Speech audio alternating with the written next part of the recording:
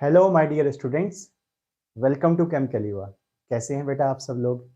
एकदम ठीक हैं। चलो आगे की बात डिस्कस की जाए बेटा। एल्कीन टॉपिक की स्टार्टिंग की थी हमने लास्ट लेक्चर में, उसकी मेथड्स ऑफ प्रिपरेशन डिस्कस कर रहे हैं बेटा हम जो। देखो कौन कौन सी मेथड्स ऑफ प्रिपरेशन हो चुकी हैं, एक बार मैं आपको ब्रीफ रिव्यू दे देता हूं उसका। हम चैप्टर की सीक्वेंस में ट्राई कर रहे हैं प्रिपरेशंस का। एल्कीन बनाना है तो एल्काइन के रिडक्शन से एल्कीन बना सकते हैं। एक स्पेशल रिड्यूसिंग एजेंट हमारे पास होता है, स्पेशल दो होते हैं। एक तो था आपके पास लिंडलर्स कैटलिस्ट और एक Na इन लिक्विड अमोनिया। कुछ स्पेशल पॉइंट्स भी मैंने इसके लिखवाए थे आपको। एल्काइन के बाद next chapter alkyl halide. Yes, alkyl halide से भी एल्कीन बना सकते हैं। एल्काइल हैलाइड से दो तरीके होते हैं एल्कीन बनाने के। या तो बेटा आप मोनोहैलाइड यूज कर सकते हैं, मोनोहैलाइड का डीहाइड्रोहैलोजिनेशन करा के एल्कीन बना सकते हो, या फिर डाईहैलाइड्स का खाली डीहैलोजिनेशन करा के एल्कीन बना सकते हो। अच्छा, डाईहैलाइड भी मैंने आपको दो टाइप के बताए थे, याद है ना? विसिनल डाईहैलाइड और जेमिनल डाईहैलाइड। यस, सो उन दोनों तरीके से मैंने एल्कीन बनाना सिखाया था आपको। एक से तो बेटा हायर एल्कीन बनेगा और एक से उतने ही कार्बन का एल्कीन तैयार हो जाएगा। यहां तक की बातें हमारी हो चुकी थी। अब हम एल्काइलेट के आगे की बात करते हैं। एल्काइलेट से नेक्स्ट चैप्टर एल्कोहल है। एल्कोहल से भी एल्कीन बना सकते हो। सो देखते हैं एल्कोहल से एल्कीन कैसे बनाया जाता है। किसी को कोई डाउट है तो पहले पूछ लो बेटा, उसके बाद मैं यहाँ पर नहीं तो नेक्स्ट हेडिंग लिखने जा रहा हूँ, नेक्स्ट प्रिपरेशन लिखने जा रहा हूँ। कोई डाउट है तो बताओ बेटा।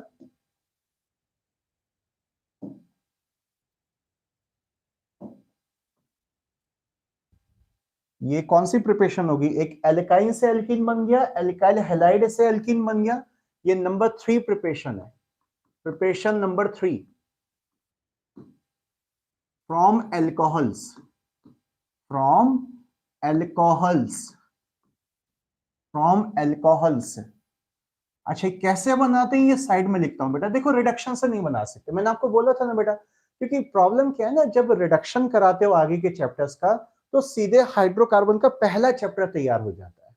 मतलब ऐसे कोई स्पेशल रिड्यूसिंग रिएजेंट नहीं बन पाए जो एल्कीन पे रिएक्शन रोक दें। सिर्फ एल्काइन से तो एल्कीन बन पाता है, लेकिन एल्काइल हैलाइड से एल्कीन नहीं बन पाता रिडक्शन से, सॉरी एल्कीन नहीं बन पाता। और एल्कोहल से एल्कीन बाय रिडक्शन नहीं बन पाता, कुछ टेक्निक बदलनी पड़ती है। तो इस टेक्निक का नाम है बाई डिहाइड्रेशन। डिहाइड्रेशन, पहले हेडिंग दो उसके बाद एक्सप्लेन कर रहा हूं बेटा मैं। बाई डिहाइड्रेशन, एक बार आप लोगों से बातचीत भी कर लेते हैं भाई। कौन कौन आ चुके हैं क्लास में? ओहो, मैसेज काफी ऊपर चले गए शायद। स्नेहा, अविनाश, अरिशा, हेमंत, विजित, लीना, हेमंत, आकाश, अभिषेक, पवन और डीजी उद्योग। Okay, Jetharam, Indrajit, Vaibhav, Aaliya, Yogesh. Good evening everybody बेटा, गॉड ब्लेस यू। चलो आगे की बातें करते हैं, ठीक है बेटा।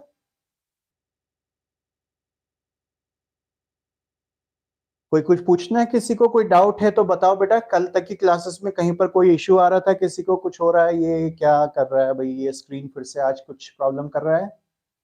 अभी इसको ठीक करने दो मुझको, क्या हो रहा है इसमें। ठीक है,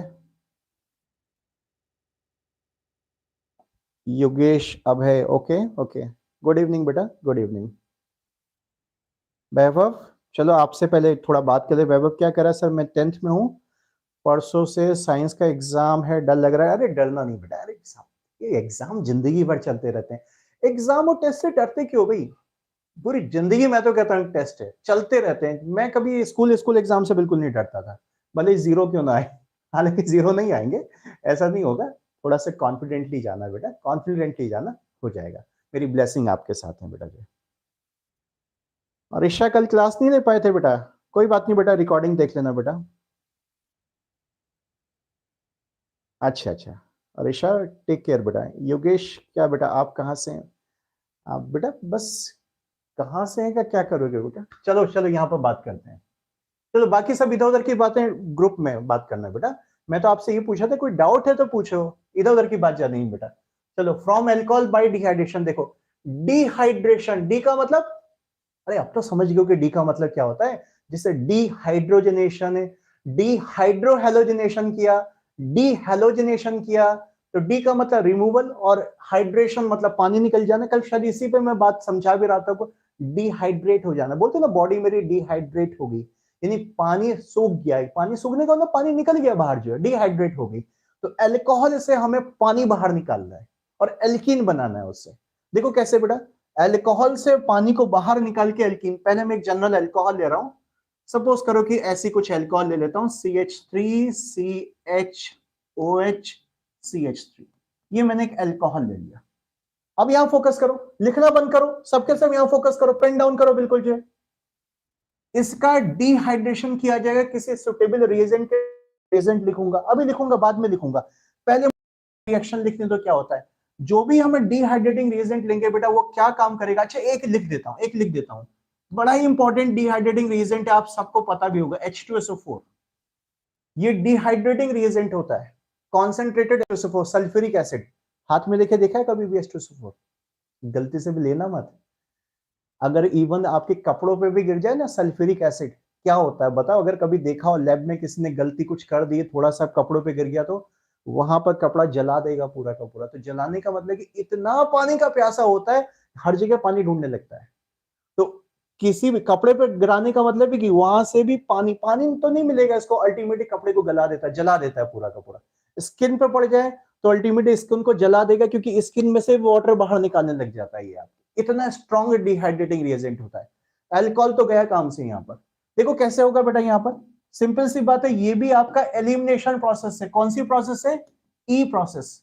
आपको कल बताया था मैंने कि टोटल 3 टाइप की प्रोसेस होती है, addition process, substitution process means replacement जिसको कहते हैं बेटा, और एलिमिनेशन प्रोसेस। कंपाउंड से पानी बस एलिमिनेट होगा, कंपाउंड में कुछ भी चीज आके अटैच नहीं होगी। तो यहां से OH टूटेगा, एक वैलेंसी इसकी टूट गई, तो एक पास वाले कार्बन से H तोड़ना पड़ेगा वैलेंसी को सही करने के लिए, डबल बॉन्ड लगाने के लिए। मींस H यहां से, OH यहां से, वाटर पूरा का पूरा अलग हो जाएगा। सो वाटर जब अलग हो जाएगा तो ये बन जाएगा बेटा क्या चीज, एल्कीन बन गया, CH3CH डबल बॉन्ड CH2, ये एल्कीन तैयार हो गया, CH3CH double bond CH2। Dehydrating reagent एक मैंने लिख दिया, कॉन्सेंट्रेटेड H2SO4 यूज कर सकते हो, या इसके अलावा कुछ और भी डिहाइड्रेटिंग रिएजेंट होते हैं, याद कर लोगे, और भी लिख दूंगा। इसी को थोड़ा सा चेंज करके KHSO4 भी ले सकते हो, एक ही बात है वैसे, H2SO4 या हाइड्रोसल्फेट ले लो, एक ही चीज है। और एक डिहाइड्रेटिंग रिएजेंट लिख देता हूं, देखो देखो देखो, और एक डिहाइड्रेटिंग रिएजेंट लिख देता हूं, और फास्फोरस पेंटाऑक्साइड बेटा, ये भी डिहाइड्रेटिंग रिएजेंट होता है, P2O5। P2O5 भी जो पानी का प्यासा होता है। और एक लिख दूं, एक और, एक और, बस बस बस, एक और, एक और, एक और, एक और, Al2O3। थोड़ा हीट करना पड़ेगा, ये हीट तो वैसे सबके साथ ही करना पड़ता है, इसमें भी जो है बेटा लगभग ना टेम्परेचर 170 180 डिग्री सेल्सियस के अराउंड इसको हीट करना पड़ता है। हीट तो सभी के साथ है। अब टेम्परेचर नहीं भी इतना कोई याद रखता है, लेकिन इसका H2SO4 वाला टेम्परेचर थोड़ा याद रखना बेटा, आगे इसका यूज बताऊंगा अल्कोहल के टॉपिक में। क्योंकि अगर टेम्परेचर कम रखते हैं ना बेटा तो एल्कीन नहीं बन पाता, फिर कुछ और बन जाता है। अब क्या बन जाता है वो बात अभी नहीं करेंगे, वो अल्कोहल के चैप्टर में बताऊंगा जब इसकी मैं केमिकल रिएक्शन समझा रहा हूँ। चलो नोट कर लो अब सबके सब, जल्दी से नोट करो इसको, रिएक्शन को बेटा, शाबाश नोट कर लो।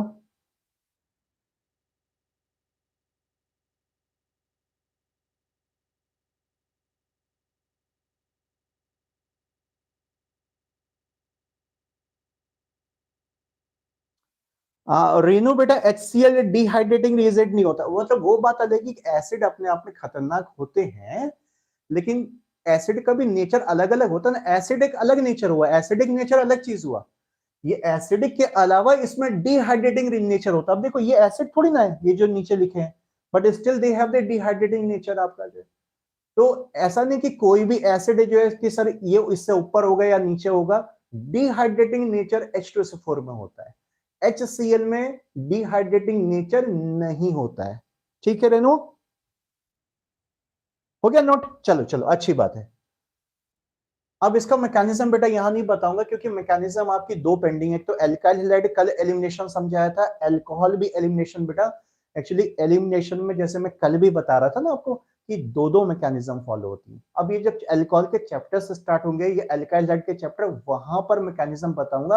अभी वो मैकेनिज्म बिल्कुल भी आपको समझ में नहीं आएंगे, क्योंकि उन मैकेनिज्म में स्टीरियो आइसोमेरिज्म का यूज होता है। अरे स्टीरियो आइसोमेरिज्म का एक पार्ट पेंडिंग है ना बेटा, बोला था 12th में बताएंगे। स्ट्रक्चरल हमने किया था, स्टीरियो नहीं किया था। तो पहले स्टीरियो आइसोमेरिज्म करेंगे, जब 12th में हम ऑर्गेनिक स्टार्ट करेंगे, जब भी करेंगे उसके बाद बेटा इनके मैकेनिज्म आपको समझ में आ पाएंगी। ये 11th में अभी बिल्कुल भी आप इनकी मैकेनिज्म समझ नहीं पाओगे, अगर मैं बता भी दूं तो वो कहीं ना कहीं गलत हो जाएंगी। ठीक है, सो मैकेनिज्म हमारी पेंडिंग रहेगी इसकी। हाँ, इतना मोटा मोटा आप ये मान सकते हो कि अल्टीमेटली इसमें भी एक तरह से कहना चाहिए कि कोई कैटायनिक मैकेनिज्म वगैरह होगी। तो दिख रहा होगा OH टूटेगा तो समथिंग, अरे ये पूरा ही टूट गया, कोई बात नहीं। OH जब टूटेगा तो अल्टीमेटली कहीं ना कहीं कैटायन वगैरह बनेगा, ऐसा ही कुछ बनेगा। मैकेनिज्म वैसे ज्यादा टफ नहीं होता, लेकिन प्रॉब्लम है कि दो टाइप के मैकेनिज्म होती है। प्रॉब्लम उसके साथ है बेटा जो है। सो इसमें भी जो ऑर्डर ऑफ डिहाइड्रेशन रहेगा, मींस ऑर्डर ऑफ एलिमिनेशन, मैंने कल बोला था कि सारी एलिमिनेशन प्रोसेस में एक ही ऑर्डर फॉलो होगा। कौन सा ऑर्डर, बोलो जल्दी से, क्या बोला था? एलिमिनेशन प्रोसेस में एक ही ऑर्डर फॉलो करना। सबसे जल्दी कौन सा कंपाउंड एलिमिनेट होना चाहेगा? जिसके पास ज्यादा क्राउडिंग लगी हुई है, 3 डिग्री वाला। याद आ गया, बताया था आपको, एक्सप्लेन किया था। तो 3 डिग्री वाला अल्कोहल भी जल्दी से डिहाइड्रेट हो जाएगा। फिर 2 डिग्री का, फिर 1 डिग्री का। ये डिग्री नहीं भी समझ में आई तो सीधे देखना कि भाई OH जिस कार्बन पे लगा हुआ है, उस कार्बन के सराउंडिंग में कितनी भीड़ लगी हुई है। जितनी ज्यादा भीड़ लगी है वो उतनी जल्दी अल्कोहल डिहाइड्रेट हो जाएगा। तो यहां भी बेटा वो पॉइंट सबके सब नोट कर लेंगे। Order of dehydration, order of dehydration, order of dehydration मैं डिग्री के टर्म में लिखवा दूं, ऐसे लिख लो बेटा, 3 डिग्री, 2 डिग्री, 1 डिग्री। बाकी इसका पॉइंट हमने कल एक्सप्लेन कर लिया था, तो अभी इसको और कोई बात नहीं करेंगे, और बाकी डिटेल बात तो मैकेनिज्म के बाद ही हो पाएगी। खाली पॉइंट लिख लो बेटा, ठीक है। थोड़ा बहुत छोटा मोटा कोई क्वेश्चन डील कर सकते हो। Order of dehydration 3 degree, 2 degree, 1 degree, 3 degree, 2 degree, 1 degree. हाँ लीना, सेटजेफ रूल वगैरह जो बताया था वो सब यहां भी लगेगा, बिल्कुल लगेगा बेटा, सेटजेफ रूल बिल्कुल लगेगा। देखो लीना ने एक पॉइंट का याद दिलाया, उसको फिर से मैं रिपीट कर देता हूं। ये लिखा बेटा सबने, जैसे सपोज करो कि कोई अनसिमेट्रिकल अल्कोहल है, ये रहा हमारे पास अनसिमेट्रिकल अल्कोहल। इसमें क्या हो जाएगा बताओ? इसको हमने कॉन्सेंट्रेटेड सल्फ्यूरिक एसिड के साथ हीट कर दिया है। सो कौन सी अल्कीन बनेगी? जल्दी से सबके सब प्रोडक्ट बनाएंगे, प्रोडक्ट्स बनाएंगे, समझ गए क्या मेरी बात? प्रोडक्ट्स बनाएंगे, 2 प्रोडक्ट बनेंगे बेटा, ये बीटा कार्बन, ये बीटा डैश कार्बन, ये अल्फा कार्बन। इसका H हटा के अल्कीन बनाओ और इसका H हटा के अल्कीन बनाओ, और जल्दी से इंडिकेट करो अपनी कॉपी में कौन मेजर होगा कौन माइनर होगा। मैं वेट कर रहा हूं, कौन मेजर कौन minor. Leena anti Markovnikov rule बेटा अलग चीज होती है, वो एडिशन रिएक्शन में होता है बच्चा, एडिशन में होता है लीना। सेटजेफ एलिमिनेशन में होता है। हाँ, ब्यूट 1 इन और ब्यूट 2 इन बनेगा, स्नेहा ने बोला है। हाँ आकाश बेटा, कॉपर के साथ बच्चा, कॉपर बेटा डिहाइड्रेशन नहीं कराता है बेटा, कॉपर बेटा ऑक्सीडेशन करा देगा बेटा। कॉपर अलग बेटा, 3 डिग्री वाले का बस डिहाइड्रेशन कराता है, लेकिन कॉपर जो है बेटा बाकी का ऑक्सीडेशन कराता है। तो इस जो कॉपर आप बोले ना आकाश बेटा, ये मैं इसके ऑक्सीडेशन, अल्कोहल का जब ऑक्सीडेशन कराऊंगा वहां पर लिखवाने की सोच रहा हूं, अभी नहीं बेटा, यहां नहीं काम आएगा, ठीक है। तो मेजर क्या बताया? ब्यूटुइन, आकाश बोला, स्नेहा भी मेजर ब्यूटुइन कह रही है, करेक्ट है, पता ही है आपको बेटा। इस बीटा डैश से जब हटेगा, मैं यहीं पर बता दे रहा हूं, एक ये एल्कीन बनेगा यहां से, और ये एल्कीन जो है दूसरे एल्कीन से ज्यादा स्टेबल होगा। आपको पता था जनरली क्या करना है कि जो मोर स्टेबल एल्कीन होगा उसको मेजर कर देना है। सेटजेफ के अकॉर्डिंग समझ लो ना, सेटजेफ ने क्या बोला था कि एलिमिनेशन प्रोसेस में वहां से H निकलता है जिसके पास H ऑलरेडी कम होता है, कम यानी कम वाले को और कम कर दो। तो इसके पास H कम है, इसके पास 2 H है, इसके पास यहाँ पर 3 H है, तो इससे H निकलना चाहेगा, कंपाउंड ज्यादा प्रीफर करेगा इससे H निकालना। तो इससे H हटाने के बाद जो एल्कीन बन रही है ना बेटा, वो एल्कीन मेजर हो जाएगी। मींस ब्यूटेटुइन कर दिया ना बेटा, ये तो कल का ही कंपाउंड है बेटा, मैं क्या लिखूं, लिख लो, लिखो मुझे लिखना नहीं अच्छा लग रहा, लिखो अपने आप। ठीक है ठीक है ठीक है, स्टेबिलिटी के बेसिस पे समझ लो, चाहे जैसे भी समझ लो। इंद्रजीत, हेमंत, बिल्कुल करेक्ट। ओके, चले आगे बात कर लेते हैं बेटा। थोड़ा सा एक लास्ट प्रिपरेशन और ले लेते हैं इसकी। देखो, अल्कोहल चैप्टर तक हमने प्रिपरेशन कर दी एल्कीन की। एल्काइल हैलाइड से एल्कीन बन गया, एल्काइन से एल्कीन पहले बन चुका था, अल्कोहल से एल्कीन बन गया। अब बेटा देखो, अल्डिहाइड कीटोन से तो बेटा एल्कीन नहीं बनता, मतलब बनता तो है, एक प्रोसेस है, बट वो प्रोसेस थोड़ा सा लेंदी पड़ जाएगी। मैं उस प्रोसेस को अभी छुड़वा रहा हूं, वो अल्डिहाइड कीटोन में बता दूंगा मैं, कंफ्यूजन क्रिएट हो जाएगा, इसलिए उस प्रोसेस को मैं नहीं लेके चल रहा हूं जानबूझ के बेटा। थोड़ा मुझे मेरे हिसाब से चलने, तो आपको मैं बार बार बोलता हूं, मुझे पता है कि मुझे अपने बच्चे को कैसे कैसे पढ़ाना है बेटा।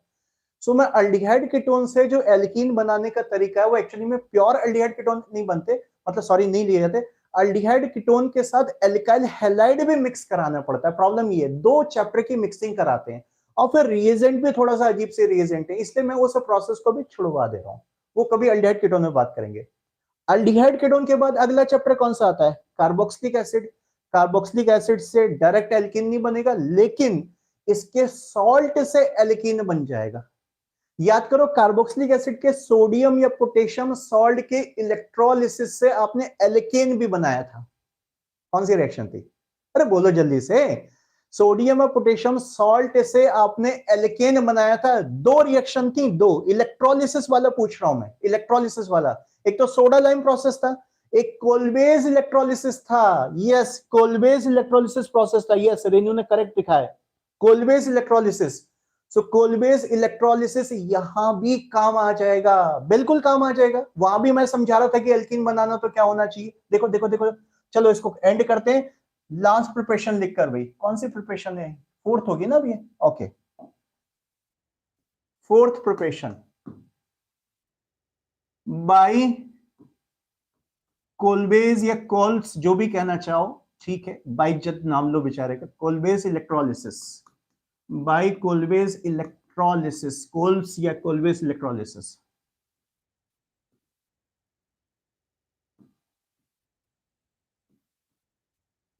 देखो जल्दी से हेडिंग दो, देखो कैसे होगा कोलबेज इलेक्ट्रोलिसिस।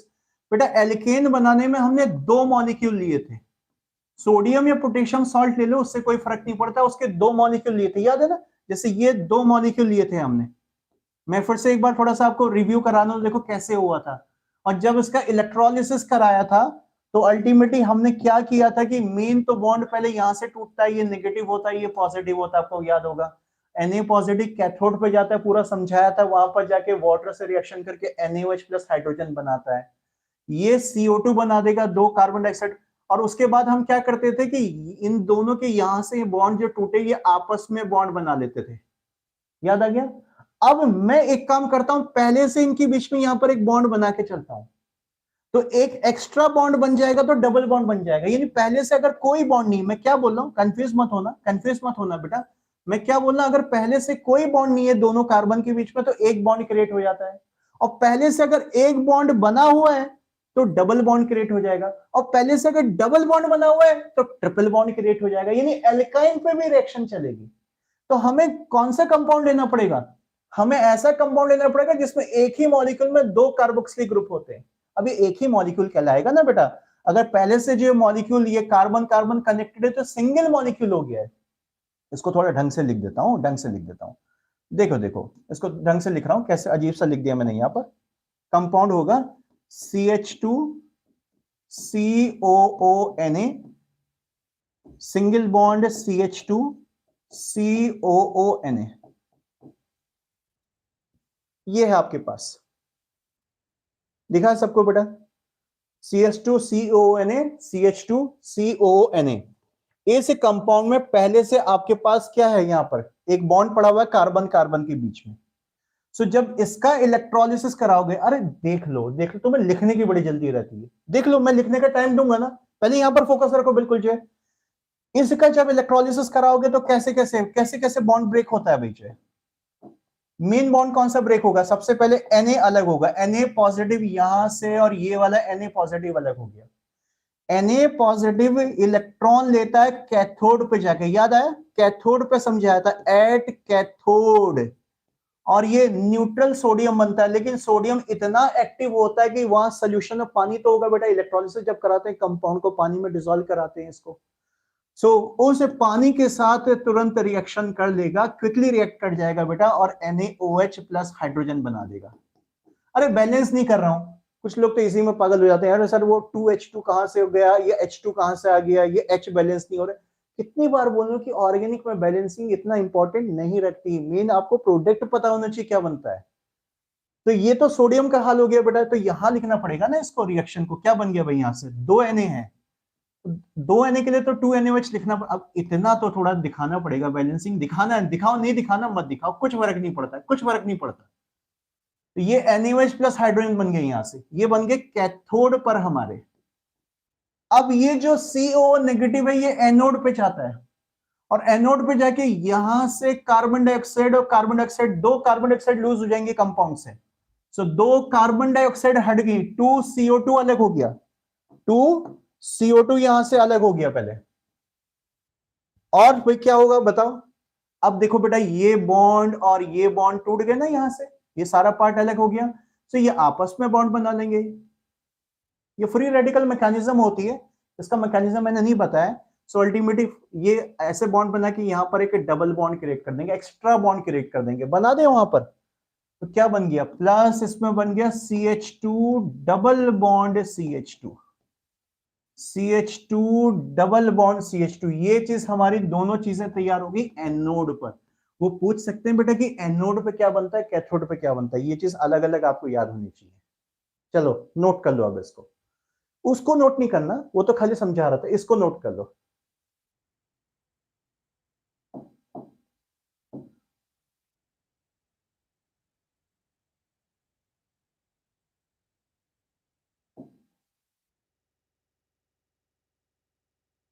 करो, चलो नोट कर लो इसको बेटा।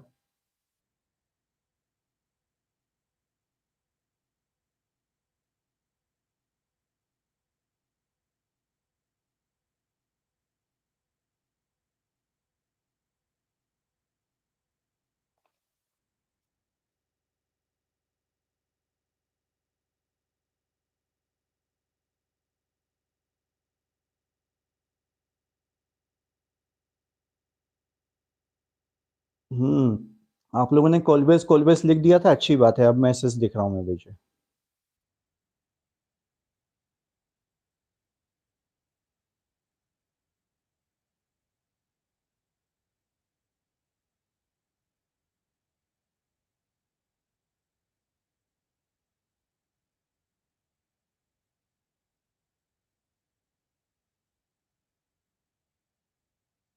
नोट हो गया बेटा, कोल्स इलेक्ट्रोलिसिस मेथड। अरे इस कंपाउंड का नाम नहीं लिखा, इस कंपाउंड का नाम, ये बेटा सक्सिनिक एसिड का सॉल्ट है, सक्सिनिक एसिड होता है ये, नोट हो गया होगा आई थिंक बेटा। एक मिनट, देखो देखो देखो देखो देखो, क्या ना, ये जो डाई कार्बोक्सिलिक एसिड है, जो ओरिजिनल एसिड होता है, ये CH2COOH सिंगल बॉन्ड CH2COOH, ये डाई कार्बोक्सिलिक एसिड है ना बेटा। अरे एक ही कंपाउंड है, एक ही मॉलिक्यूल है बेटा, एक ही कंपाउंड है। so, इस डाई कार्बोक्सिलिक एसिड का नाम होता है सक्सिनिक एसिड, सक्सिनिक एसिड, इसका हमने सॉल्ट बना दिया। तो जैसे एसिडिक एसिड का सॉल्ट बनाते हो तो उसको बोलते हैं सोडियम एसिटेट, एट बोल देते हो, ऐसी इसका सोडियम सॉल्ट बनाया तो इसका नाम हो जाएगा सोडियम सक्सिनेट, लिख लोगे, सोडियम सक्सिनेट, NaTe कर देना, तो उसका नाम है सोडियम सक्सिनेट। या इसके ओरिजिनल एसिड का नाम लिखना तो वो भी लिख लो कहीं साइड में, सक्सिनिक एसिड लिख लो, सक्सिनिक एसिड बोलते हैं बेटा इसको। ये डाई कार्बोक्सिलिक 4 कार्बन का एसिड होता है, देखो 4 कार्बन और 1.4 पोजीशन पे COH ग्रुप लगा है, तो इसको सक्सिनिक एसिड कहते हैं। अब धीरे धीरे ना ये कॉमन नेमिंग, अब देखो कॉमन नेम का मतलब जनरल नेम ना, जनरल नेम का कोई हर जगह पैटर्न थोड़ी ना चलेगा कुछ भी जो है, तो कुछ तो जो कंपाउंड के केमिकल नेम्स है वो ऐसे ही याद करने पड़ेंगे बेटा। सक्सिनिक एसिड, सक्सिनिक एसिड, और इसका सॉल्ट का नाम हो जाएगा sodium succinate, sodium succinate, sodium succinate.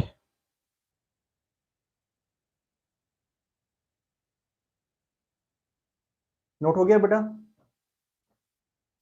चलो भाई आगे कहानी बढ़ाई जाए बेटा। ये तो थी देखो इसकी मेथड्स ऑफ प्रिपरेशन एल्कीन की, एल्कीन की methods of preparation done. Yes, बस और कुछ नहीं है बेटा इसमें जो है। अब बात करते हैं क्या, देखो क्या बताया था आपको कि कोई भी ऑर्गेनिक का टॉपिक है तो मैं 4 पार्ट में कंप्लीट करूंगा। पहला पार्ट इंट्रोडक्शन, दूसरा पार्ट मेथड ऑफ प्रिपरेशन, तीसरा पार्ट क्या, अरे बोलो तीसरा पार्ट क्या, फिजिकल प्रॉपर्टीज, और चौथा क्या है, फिर लास्ट में केमिकल रिएक्शंस। तो फिजिकल प्रॉपर्टी तो देखा जाए एल्कीन में मैंने बहुत अच्छी तरह से समझा दी थी, बट फिर भी एक बार जो है मुझे पक्का पता है कि तुम रिवाइज तो करते नहीं हो, पूरा तो नहीं कराऊंगा लेकिन थोड़ा थोड़ा फटाफट बोलते हुए चलूंगा। लगभग लगभग वही फिजिकल प्रॉपर्टी है जैसे एल्कीन में, कुछ डिफरेंस नहीं है बेटा, कुछ डिफरेंस नहीं, कुछ खास डिफरेंस नहीं है। चलो लिखो physical properties, physical properties, heading देखिए सबके साथ, physical properties, physical properties. Number 1 physical property कौन सा, physical state, physical state, physical state कैसे दिखाई देते हैं एल्कीन्स, फिजिकल स्टेट्स। तो वही है बेटा कहानी जैसे एल्कीन में था, लगभग वही जैसा कहानी है। एक आध कार्बन इधर उधर हो जाता है, मैं तो कहता हूं उतना ही याद रखो कि लगभग आपको कहना चाहिए C2 से लेकर C4 तक, स्टार्टिंग के जो है 4 अप टू 4 तक ये आपके क्या होते हैं, गैस होते हैं। उसके बाद जैसे जैसे कार्बन चेन बड़ी होती जाएगी, याद आया कुछ, इंटरमॉलिक्यूलर फोर्स सरफेस एरिया पर डिपेंड करते हैं, तो मॉलिक्यूल जितना बड़ा होगा इंटरमॉलिक्यूलर फोर्स ज्यादा हो जाएंगे, ज्यादा हो जाएगा तो फिजिकल स्टेट स्ट्रॉन्ग वाली बन जाएगी, तो अब गैस से अब लिक्विड बनने शुरू हो जाएंगे। सो लगभग लगभग नेक्स्ट 12 13 जो भी होते हैं, 12 5 से लेकर कितना लगभग 17 तक था ना वहां पर, वही है ऑलमोस्ट बेटा, ऑलमोस्ट वही ट्रेंड है। किसी किसी बुक में लिख दीजिए C16 लिख दिया, वो उतना मैटर नहीं करता। ये नहीं कि सर मैंने एक बुक देखी थी उसमें जो है 16 कार्बन के लिक्विड बताया था, फिर कोई बोलेगा सर मैंने तो देखा था 18 कार्बन का लिक्विड बताया था, अरे कुछ नहीं, इतना फर्क पड़ता है। लगभग लगभग याद रखो वही C5 से C17 तक लिक्विड होता है बेटा, और 18 या ऊपर वाले जितने होते हैं एल्कीन्स वो आपके सॉलिड्स हो जाते हैं, वही वैक्सी सॉलिड। ये हाइड्रोकार्बन से वैक्सी बनते हैं बेटा, सब बड़े हाइड्रोकार्बन से। हाँ C1 मत लिखना, अरे मिथीन कोई चीज थोड़ी ना होता है, कम से कम 2 कार्बन से स्टार्ट होगा ना, इसका पहला मेंबर ही इथीन है, पहला मेंबर ये है बेटा एल्कीन का, CH2 डबल बॉन्ड CH2, जिसको आईयूपीएसी में आप इथीन कहते हैं। और इसका कॉमन नेम क्या होता है बोलो, अब बताओ, इसका भी कॉमन नेम मुझे लिखना पड़ा है, इथाइलीन, इथाइलीन कॉमन नेम है, ये फर्स्ट कंपाउंड है एल्कीन का। इथीन से कहानी स्टार्ट होती है, थाइलिन से कहानी स्टार्ट होती है। तो C1 टू C4 मत लिख देना गलती से, एक कार्बन का एल्कीन नहीं होता बेटा। तो C2 टू C4 गैस, आगे 17 तक लगभग लिक्विड, और 18 से ऊपर वाले सॉलिड होते हैं। कलरलेस ऑर्डरलेस लिख लो, कोई कलर नहीं कोई ऑर्डर नहीं, कलरलेस ऑर्डरलेस, कुछ नहीं होता, कलरलेस ऑर्डरलेस।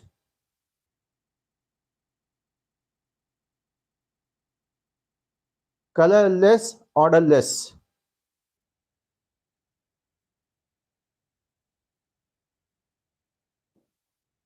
आगे चलो बेटा, फिजिकल स्टेट के बाद लगभग वही फिजिकल स्टेट हो गई बेटा जैसा अल्केन का था आपका। उसके बाद क्या लिखवाया था वापस, सॉल्युबिलिटी। चलो सॉल्युबिलिटी का डिस्कशन कर लेते हैं, सॉल्युबिलिटी, सॉल्युबिलिटी, सॉल्युबिलिटी, बोलो क्या लिखा था एल्केन में। सॉल्युबिलिटी में पूरा एक्सप्लेनेशन दिया था बेटा मैंने कि जैसा कंपाउंड होगा वैसे के साथ डिसॉल्व होगा, पोलर पोलर में डिसॉल्व होगा, नॉन पोलर नॉन पोलर में डिसॉल्व होगा। एल्केन की पूरी कार्बन चेन जो होती है नॉन पोलर होती, एब्सोल्युटली नॉन पोलर होती, क्योंकि कार्बन कार्बन का कनेक्शन या कार्बन हाइड्रोजन के कनेक्शन के बीच में कोई खास जो है आपका इलेक्ट्रोनेगेटिविटी का डिफरेंस नहीं होता, तो ये पोलर नहीं बन पाते। लेकिन बेटा एल्कीन में क्या होता है ना, एल्कीन में सुनो सुनो थोड़ा सा चेंज यहां पर आया, सुनो मेरी बात ध्यान से जरा बेटा। जिस जगह पर एल्कीन होता है, जैसे बाकी तो चलो सिंगल सिंगल बॉन्ड है स्ट्रक्चर में कोई बात नहीं, हर जगह तो डबल बॉन्ड नहीं होगा। तो ये डबल बॉन्ड का मतलब है, आपको पता है बेटा ये जो पाई बॉन्ड है, एक सिग्मा होता है एक पाई होता है, तो सबको पता है ना, अरे ये तो पता है ना सबको। तो बेटा जो पाई बॉन्ड होता है थोड़ा लूजली बॉन्ड होता है, पता है ना आपको कि हल्का वीक बॉन्ड होता है, तो ये इलेक्ट्रॉन जो है टूटने के लिए तैयार होते हैं। तो इलेक्ट्रॉन टूटने के लिए तैयार होते हैं, बहुत ज्यादा स्टेबल नहीं होता, ये टूटने के लिए थोड़ा इधर उधर घूम रहे होते हैं, देख रहे होते हैं कि कोई मुझसे आके अटैक करे तो मैं अटैच करा लूं और मैं पाई बॉन्ड टूट जाऊं। तो पाई बॉन्ड इज रेडी कि भाई मुझे टूटना है, तो ये पाई इलेक्ट्रॉन भी इधर उधर डोल रहे हैं हल्का हल्का। तो इनके इधर उधर डोलने से क्या होता है कि थोड़ा सा इसमें पोलैरिटी आती है, थोड़ा सा, बस थोड़ा सा।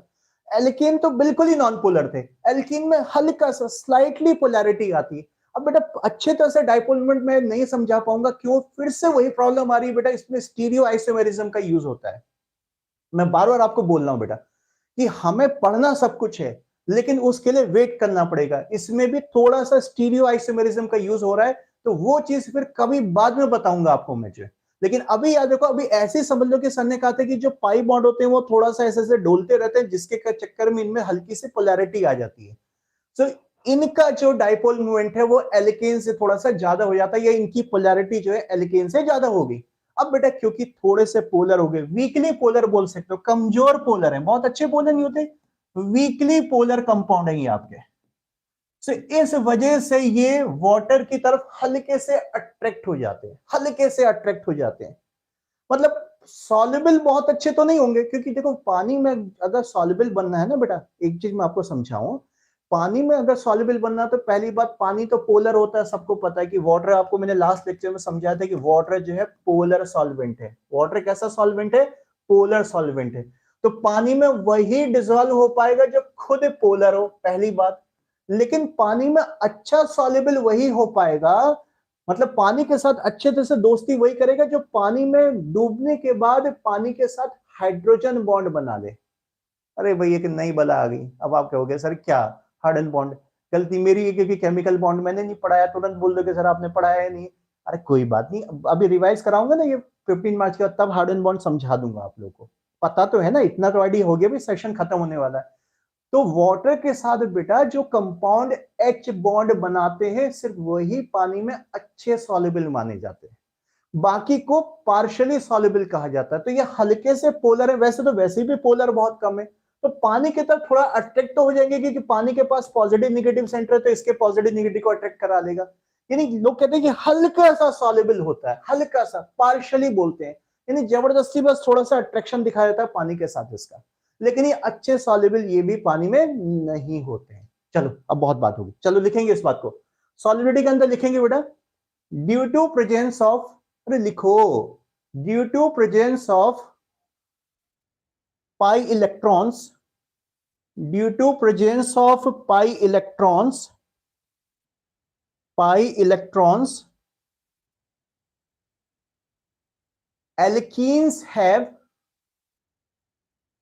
alkenes have very weak polarity, very weak polarity, alkenes have very weak polarity, hence they are very weakly soluble, they are very weakly soluble in water, very weakly soluble in water, weakly soluble in water। Yes Akash बेटा, मैंने आपका point बता दिया कि H bonding बनना बहुत जरूरी होता है बेटा,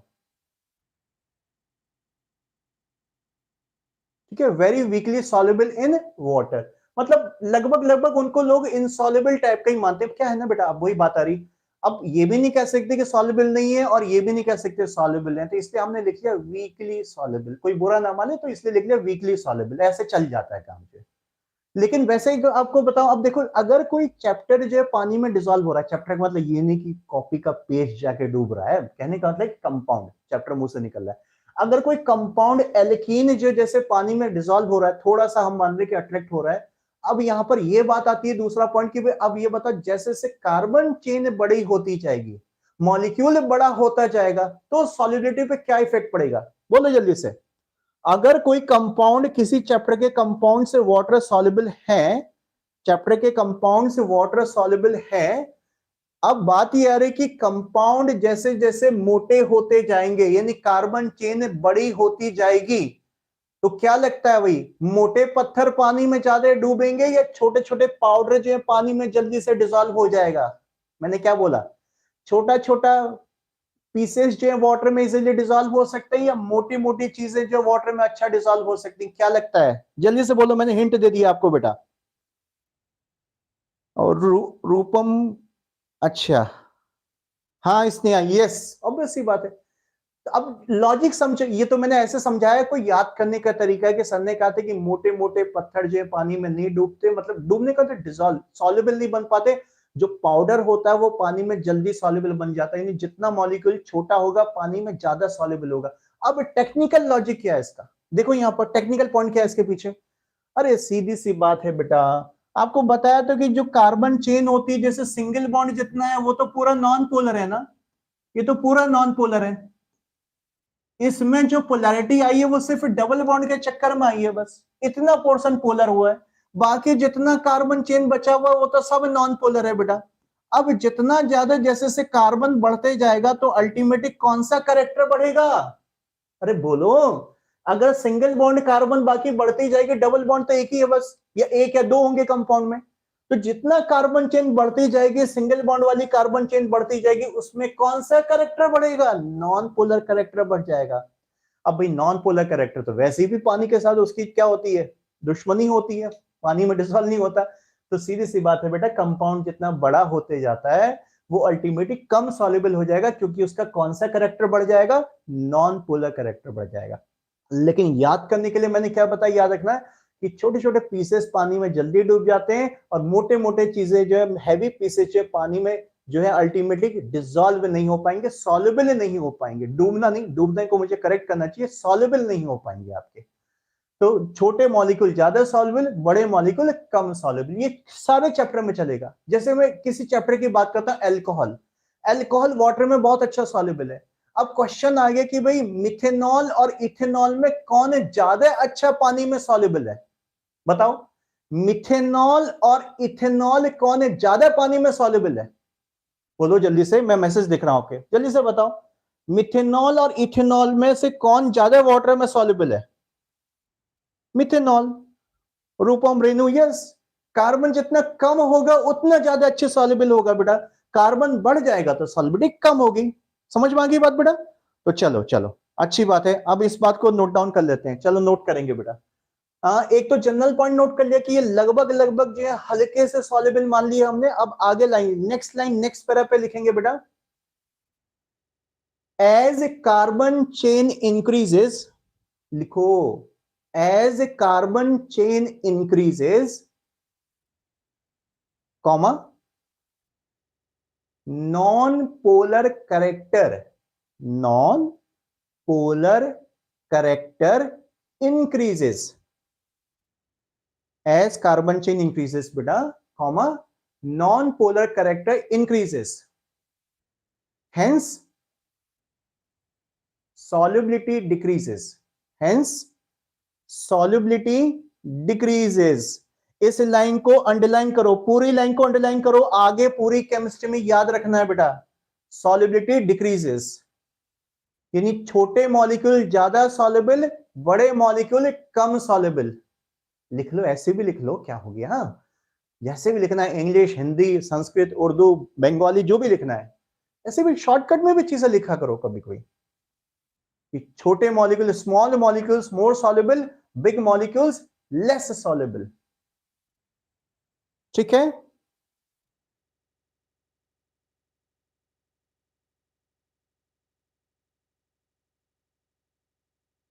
हाँ विवेक बेटा, बेटा टॉपिक से मैं इधर उधर डिवेट नहीं हो सकता मेरे बच्चे, तो आई एम एक्सट्रीमली सॉरी बेटा, जो टॉपिक चल रहा है हमें उसी पे ध्यान देना पड़ेगा बेटा। आप कर लो, अगर आपको कुछ और डाउट वगैरह होगा तो मुझसे टेलीग्राम ग्रुप में पूछ लेना बेटा, ठीक है? ओके, ये तो बात होगी सॉल्युबिलिटी के लिए भाई।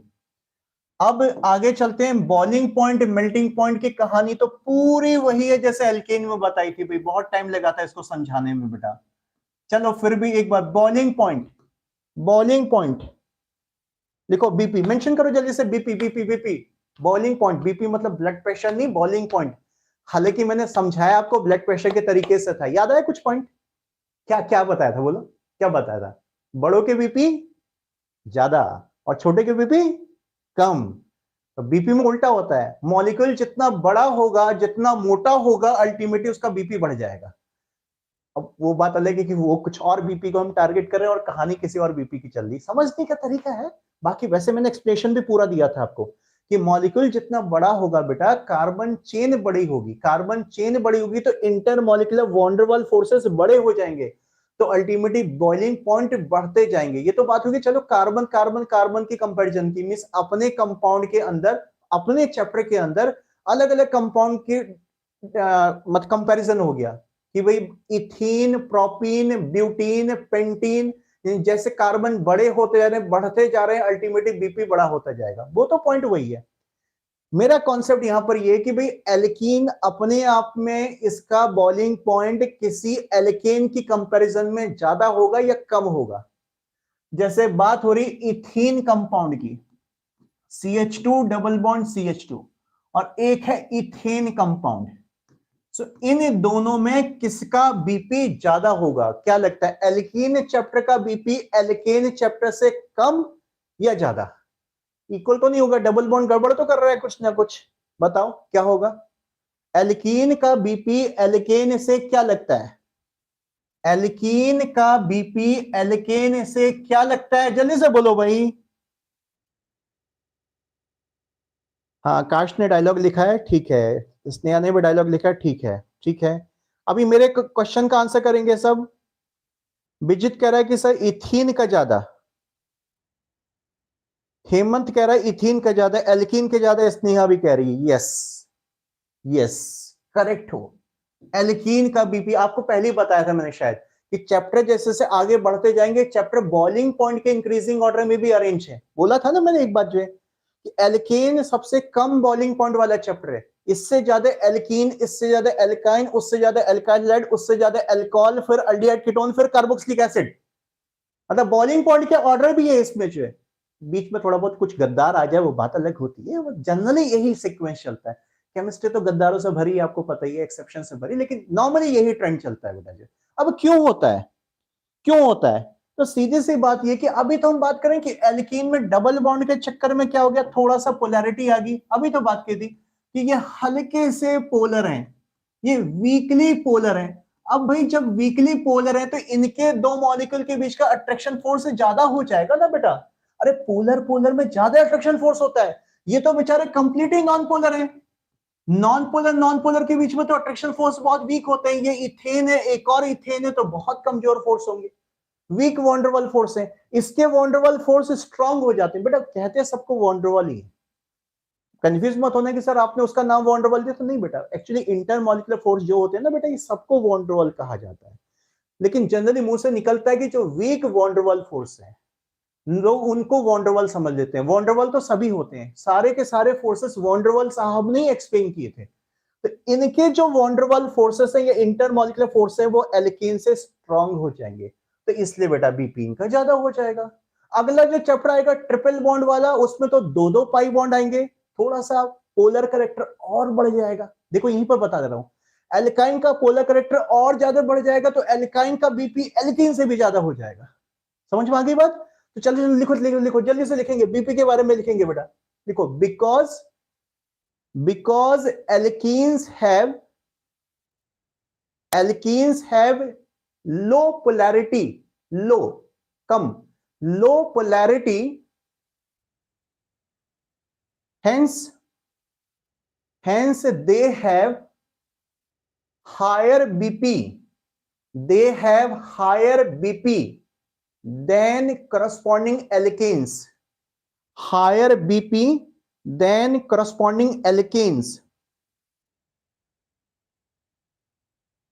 हाँ विजित बेटा, एस करेक्टर वगैरह पे इतना कॉम्प्लिकेट तरीके से समझने की जरूरत नहीं है बच्चा, सिंपल विजित बेटा बहुत इजी है बेटा, सिंपल बस पोलैरिटी के बेस पे चलो, ठीक है। एस करेक्टर वगैरह पे अभी मत जाओ, इतना इतना कॉम्प्लिकेट मत करो चीजों को, बहुत इजी तरीका चल रहा है बेटा इसमें। सो दे हैव हायर बीपी, लिख दिया बेटा। और वो पॉइंट भी लिख दो अभी जो मैं इससे पहले बात कर रहा था भाई, कि जैसे जैसे कार्बन चेन बड़ी होती है बीपी बढ़ता जाएगा। लिख लो, पॉइंट लिखते चलो फिर से। नेक्स्ट पॉइंट लिखेंगे, नेक्स्ट पॉइंट लिखेंगे, as a carbon chain increases, as a carbon chain increases, comma, BP increases, as carbon chain increases, comma, BP increases, BP increases. Logic सब लिखा रखा है, लॉजिक क्यों फिर से लिखाऊं बेटा, अभी समझा भी दिया, ठीक है। और क्या लिखवाया था वहां पर बीपी के बारे में? अच्छा, आइसोमेरिक एल्कीन्स, जैसे आइसोमेरिक एल्केन बताए थे, एन, आइसो और नियो। तो क्या बताया था, जैसे जैसे ब्रांचेस बढ़ती जाएंगी मॉलिक्यूल स्पेरिकल हो जाएगा, गोल हो जा रहा था, याद है वो बताया था आपको वहां पर बेटा। तो जितना ब्रांचेस बनती जाएंगी मॉलिक्यूल का बीपी कम, ब्रांच आने से बीपी कम हो जाता है। अरे सब समझा रखा है भाई, सब समझा रखा है, पुराने नोट्स में जाके देखना बेटा। जो नए स्टूडेंट्स हैं बच्चा, वो सबके सब एल्केन के वीडियो देख लेना बेटा, उसमें मैं पूरा का पूरा एक्सप्लेन कर चुका हूं बेटा ये चीज। तो थोड़ा सा इसलिए जल्दी चल रहा हूं, जल्दी भी नहीं हो रहा, बोल तो बहुत कुछ रहा हूं मैं बेटा। चलो लिखो, एक और पॉइंट लिखो, एक और पॉइंट लिखेंगे सबके सब बेटा। Among isomeric, among isomeric alkenes, among isomeric alkenes, comma, as branching increases, as branching increases, branching increases, comma, क्या, खुद लिख लो, BP decreases, as branching increases, comma, BP decreases. Explanation वापस जाके देख लेना एल्केन्स पे, बीपी डिक्रीजेस, पॉइंट बस रिपीट करा दे रहा हूं बेटा, रिवाइज करा दे रहा हूं एक बार, ठीक है। चलो भाई, एमपी, एमपी एमपी एमपी साहब, एमपी साहब जल्दी से, MP MP MP. Fourth, melting point, melting point भी कहानी तो मोटा मोटा यही चलती है बीपी वाली, इनके भी मेल्टिंग पॉइंट एल्कीन से तो ज्यादा ही होंगे बेटा जो है। तो पहली बात, इन का एमपी भी एन से ज्यादा होगा, क्योंकि इंटरमॉलिक्यूलर फोर्स बढ़ गया ना बेटा, थोड़ा सा पोलर कैरेक्टर आ गया है। बस इतना ही तो डिफरेंस है ना, कि मेल्टिंग पॉइंट हम सॉलिड स्टेट में देखते हैं, ये लगता है सॉलिड कंडीशन में, और बॉइलिंग पॉइंट लगता है आपका लिक्विड कंडीशन में। बट अल्टीमेटली कंडीशन जो भी हो, फेज जो भी हो, फिजिकल स्टेट कुछ भी हो, कहने का मतलब है कि मॉलिक्यूल मॉलिक्यूल के बीच का अट्रैक्शन फोर्स बॉइलिंग पॉइंट भी डिसाइड करेगा, मेल्टिंग पॉइंट भी डिसाइड करेगा। अट्रैक्शन फोर्स ज्यादा होंगे तो जल्दी से मेल्ट नहीं हो पाएगा, तो मेल्टिंग पॉइंट ज्यादा होता है इनका भी बेटा, कहानी तो वही है। कार्बन चेन ज्यादा बड़ी होती जाएगी, एमपी भी बढ़ जाएंगे इनके जो है। लेकिन इसमें मैंने एक चीज और बताई थी, याद है, ओवन, ये ऑड और इवन का कॉन्सेप्ट, अरे बोलो, ऑड और ये इवन का कॉन्सेप्ट याद है या भूल गए? मैं नहीं बताऊंगा फिर से। इवन वालों के एमपी ज्यादा होते हैं अपने नेक्स्ट ऑड वाले से, पूरा समझाया था वो पूरा इतना तरीके से बेटा जो है, क्योंकि मॉलिक्यूल स्पेरिकल हो जा रहा था। वो कॉन्सेप्ट यहां भी लगेगा। तो बस क्या लिखोगे, लिखो फिर से, लिखो यहां पर लिख लो बेटा, नॉर्मली लिखो, normally as carbon chain increases, normally as a carbon chain increases, comma, mp also increases, mp also increases, normally as a carbon chain increases, comma, mp also increases, mp also increases, but देखो, but even alkene, even मतलब even carbon वाला बेटा, even alkene has higher melting point, even alkene has higher melting point than next odd alkene, then next, just अगला वाला, next odd alkene, next odd alkene,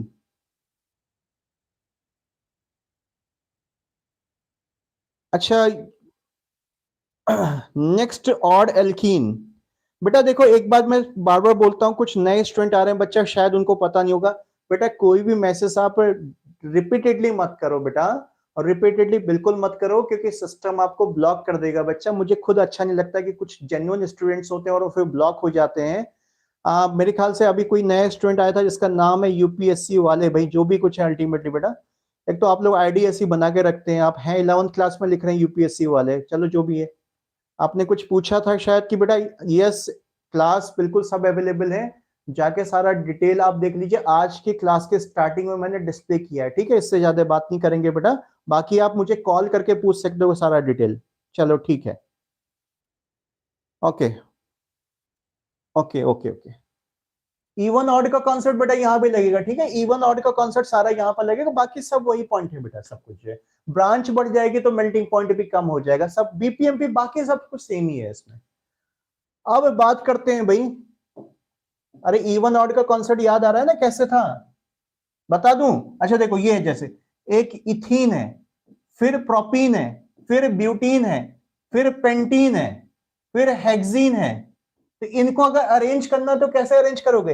अगर boiling point की बात करें तो सीधे सीधे ऑर्डर हो जाएगा यही आपके पास, बस जैसे कार्बन चेन बड़ी हो जाएगी बीपी बढ़ता जाएगा। लेकिन बेटा जब मेल्टिंग पॉइंट की बात करोगे तो उसमें थोड़ा सा चेंज करना पड़ेगा कि जो भी इवन वाला है वो अपने अगले ऑड से ज्यादा हो जाएगा। जैसे C2 C3 पोजीशन बदल दो, 2 वाला 3 से आगे चले जाएगा, C4 C5 तो 4 वाला 5 से आगे चले जाएगा। बस इतना नहीं कि 4 वाला 7 से भी आगे हो जाएगा, क्या नहीं, बस जस्ट अगले वाले से आगे हो जाएगा, वो मेल्टिंग पॉइंट का ऑर्डर बन जाता है। ये मेल्टिंग पॉइंट के सीक्वेंस होगी इस तरीके से आपका, ये बात कर रहा हूं। ये मैंने सारा एक्सप्लेनेशन दिया था बेटा एल्केन टॉपिक में, वो लास्ट तक चलेगा पूरे ऑर्गेनिक में। अरे ऑर्गेनिक अल्टीमेटली तो कार्बन चेन ही है ना बेटा, बस थोड़ा सा फंक्शनल ग्रुप बदल रहा है, डबल बॉन्ड एक जगह पे आ गया, ट्रिपल बॉन्ड एक जगह पे आ गया, एल्कोहल में OH आ गया, अल्डिहाइड में CHO आ गया, लेकिन बाकी तो पूरा कार्बन चेन है, तो सारा कार्बन चेन का बिहेवियर है ये, ठीक है। चलो भाई, ये तो बात होगी फिर से इनकी फिजिकल प्रॉपर्टीज की। फिजिकल प्रॉपर्टीज की कुछ लिखना है तो लिख लेना, मैं आगे मूव कर रहा हूं बेटा। फिजिकल प्रॉपर्टी का अब क्या करेंगे, अब स्टार्ट हम करने जा रहे हैं बेटा इनकी केमिकल रिएक्शंस, केमिकल प्रॉपर्टीज या केमिकल रिएक्शंस। चले चलो चलो चलो चलो चलो, बिना टाइम वेस्ट किए आगे बढ़ते हैं बेटा। नेक्स्ट पार्ट, लास्ट पार्ट है इस चैप्टर का, केमिकल रिएक्शंस। लेकिन इस पार्ट में टाइम लगेगा। आप सोचोगे सब बहुत जल्दी अल्कीन हो रहा, नहीं बेटा, अब ज्यादा टाइम लगेगा, क्योंकि इसकी यहां पर जो है केमिकल रिएक्शंस में थोड़ा बहुत 2-3 मुझे मैकेनिज्म भी बतानी है। यस, जहां नहीं बतानी थी वो मैंने बोल दिया कि आगे के चैप्टर में बताऊंगा, लेकिन खुद के चैप्टर की रिएक्शन है तो यहां तो बतानी पड़ेंगी ना बेटा। जो है केमिकल रिएक्शंस, केमिकल रिएक्शंस,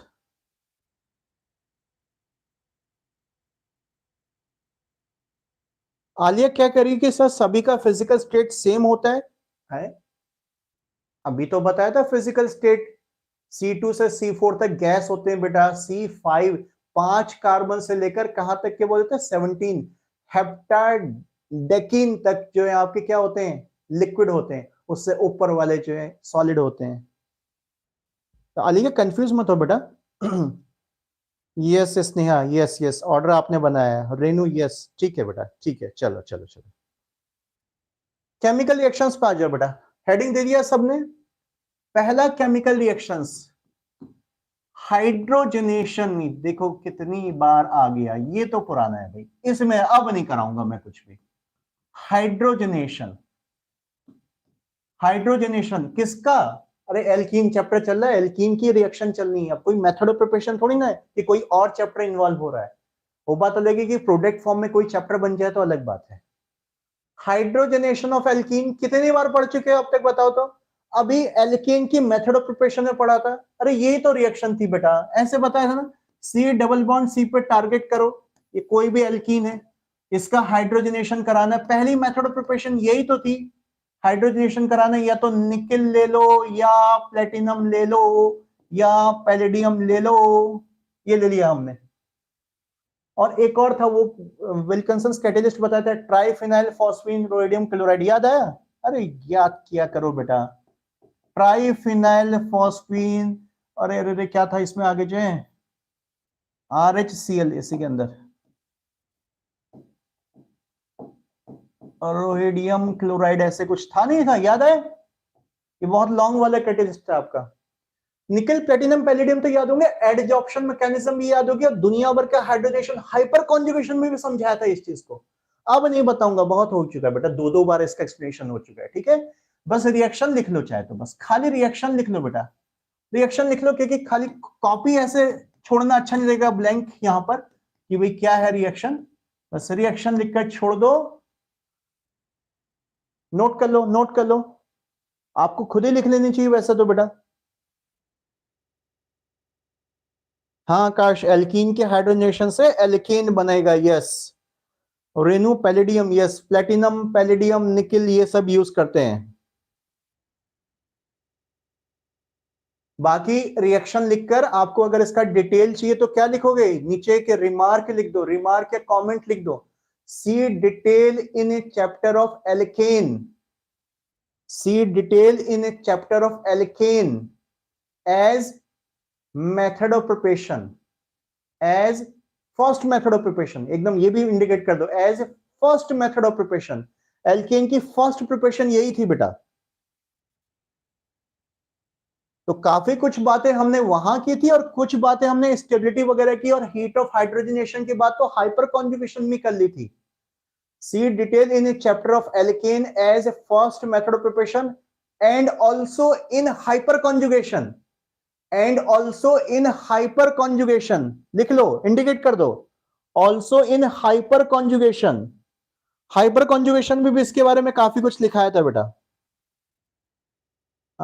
विजित क्या हुआ बेटा, आर एच, अच्छा अच्छा ये, ओके ओके, अरे ठीक है, तो देखो कितनी जल्दी, फॉल्ट बहुत जल्दी मिलता है तुम लोगों को, है अच्छी बात है, चलो अच्छी बात है, टीचर को गलत प्रूफ करना भी चाहिए कभी कभी।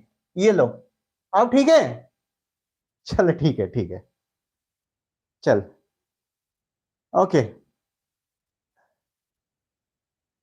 चलो नेक्स्ट रिएक्शन पे चला जाए बेटा। ये रिएक्शन तो हो ही चुकी थी, तो इस पे क्या डिस्कशन करना। नेक्स्ट नंबर 2 रिएक्शन लिखेंगे, हेलोजिनेशन, हेलोजिनेशन।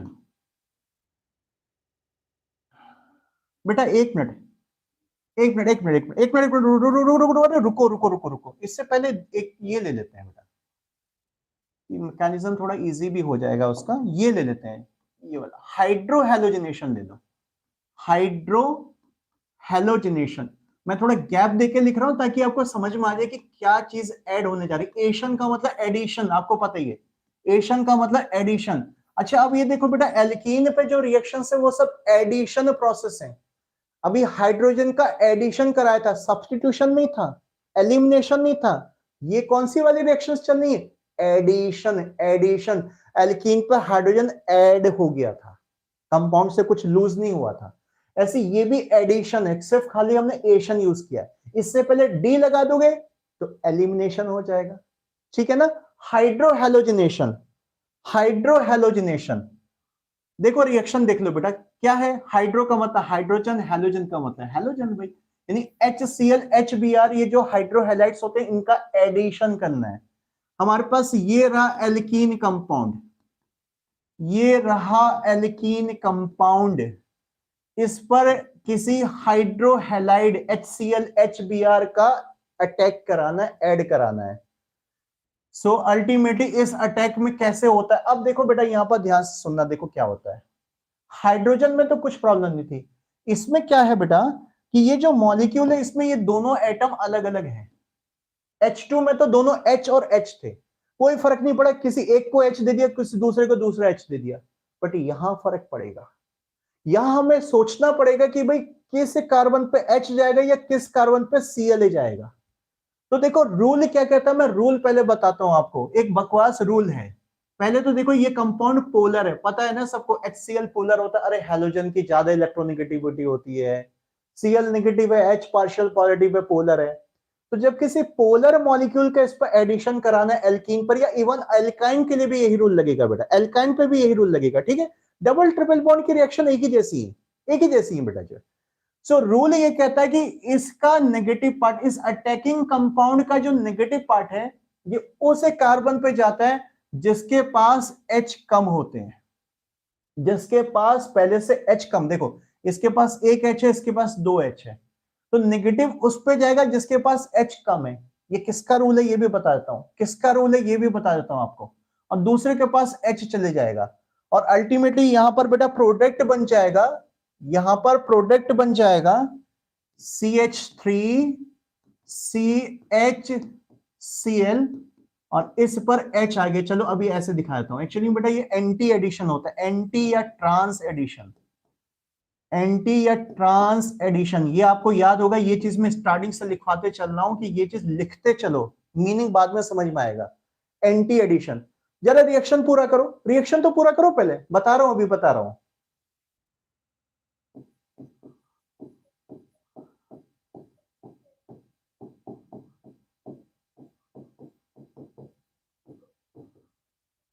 ये है भाई साहब जिन्होंने ये रूल दिया था,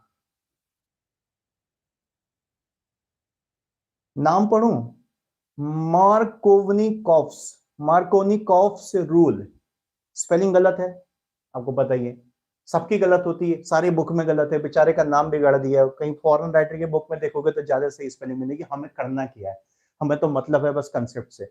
सो बेटा ये मार्कोनिकॉफ्स रूल होता है, ये जो रूल बोला मैंने मार्कोनिकॉफ्स रूल है। पहले रिएक्शन नोट कर लिया सबने, रिएक्शन नोट किया ना बेटा? अब मेरी बात सुनो, क्या मैंने बोला, मार्कोनिकॉफ साहब ने कहा था कि जब कोई पोलर कंपाउंड जो किसी एल्कीन या एल्काइन पर अटैक करने आता है तो उसका नेगेटिव पार्ट उस कार्बन पे जाएगा, मल्टीपल बॉन्डेड कार्बन पे जाएगा जिसके पास H कम होते हैं। अब ये इन्होंने क्यों कहा था, जैसे मैंने सेटजेफ रूल बताया था आपको, याद है एलिमिनेशन में सेटजेफ रूल लिखाया तो था भाई, हेलाइड में कल के लेक्चर में लिखाया था। क्यों बताया था, जैसे स्टेबिलिटी के बेस पर उसने समझाया था। अब ये क्या होता है, ये इसका जब मैकेनिज्म बताऊंगा तब समझ में आएगा। मैकेनिज्म आज नहीं हो पाएगा बेटा, टाइम हो गया, तो नेक्स्ट कल के क्लास में इसका मैकेनिज्म बताऊंगा।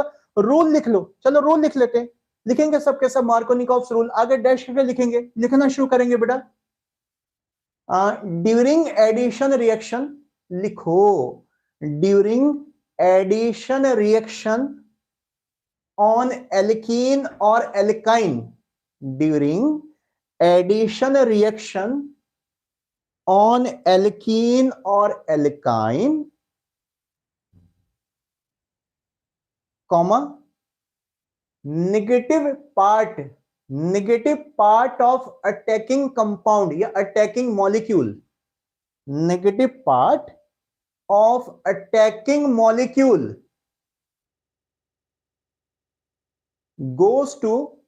goes to that multiple bonded carbon, that multiple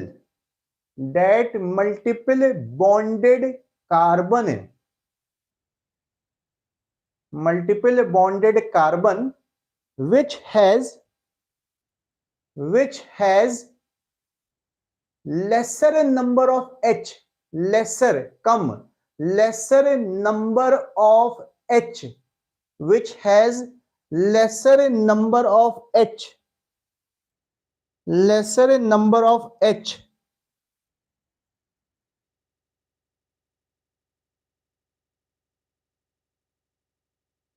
ठीक है बेटा, ये कहानी है मार्कोनिकॉफ। अब ये मैं आपको बता दूं, ये रूल कुछ नहीं होते, मेन सारा कॉन्सेप्ट मैकेनिज्म में छुपा है। इसका मैकेनिज्म हम जरूर डिस्कस करेंगे बेटा, बिना मैकेनिज्म के बात नहीं बनेगी, और इस रिएक्शन में टाइम लगेगा। यस बेटा, इस रिएक्शन में मैं बहुत सारी ऐसी बातें बताने वाला हूं जो आगे चल के आपके कॉम्पिटिटिव लेवल, जो जेईई नीट में बहुत काम आने वाली है। क्योंकि सीधे सीधे रिएक्शन कभी भी नहीं पूछी जाती, सीधे सीधे रिएक्शन तो एकदम बकवास होगी ना, स्कूल की कहानी होगी। इसमें थोड़ा कंसेप्चुअल डिटेल है, तो कल का लेक्चर, पूरा लेक्चर हो सकता है सिर्फ इसी रिएक्शन की प्रैक्टिस में लग जाए। यस बिल्कुल लगेगा, और मैं लगाऊंगा उस चीज को बेटा, जो है बहुत डिटेल है इसका। हाँ ठीक है, जेईई एडवांस लेवल तक नहीं बताऊंगा, जितना कम से कम नीट या जेईई मेन लेवल का होता है वो सारी कहानी कल बता दूंगा आप लोगों को बेटा इसकी। आकाश क्या बोला, एक डाउट पूछ लूं भाई, आकाश ने कुछ क्या बोला? सर एक वियर्ड डाउट आया, डिहाइड्रोजनेशन एल्केन पर करेंगे तो कार्बन कार्बन के बीच में 4 बॉन्ड क्यों नहीं आते? बेटा डिहाइड्रोजनेशन में H2 निकालेगा, H2 का मतलब एक H और दूसरा H, एक कार्बन से एक H निकलेगा, दूसरे कार्बन से दूसरा H निकलेगा, तो अल्टीमेटली दोनों कार्बन के बीच एक एक्स्ट्रा बॉन्ड, एक ही बॉन्ड बन पाएगा, डबल बॉन्ड बन पाएगा। अगर ऐसा होगा तो एल्केन से डायरेक्टली डिहाइड्रोजनेशन होता नहीं बेटा, ठीक है, तो एल्कीन ही बनेगा ऐसे बेटा। आकाश क्या कह रहा है, rich become rich, more hydrogen, अच्छा ठीक है ठीक है। हाँ रेनू, ऐसा अमीर को और अमीर करो, गरीब को और गरीब, ये सब बोर्ड के स्कूल के टीचर पढ़ाते हैं बेटा, मैं नहीं।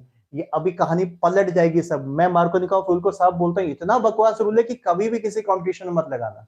हाँ ये किसी भी जे या नीट के एग्जाम में जब क्वेश्चन आता तो उस पर लगेगा ही नहीं, ये सिर्फ स्कूल लेवल पे लगेगा, आप समझ जाओ। तो कल बात करेंगे इसकी, वेट करो आप, कल क्या कहानी, कल थोड़ा सा ये खोल के बैठना, कल थोड़ा थोड़ा थोड़ा तो बोझ आने वाला है, कल कुछ स्पेशल चीज आने वाली है इस रिएक्शन के बारे में।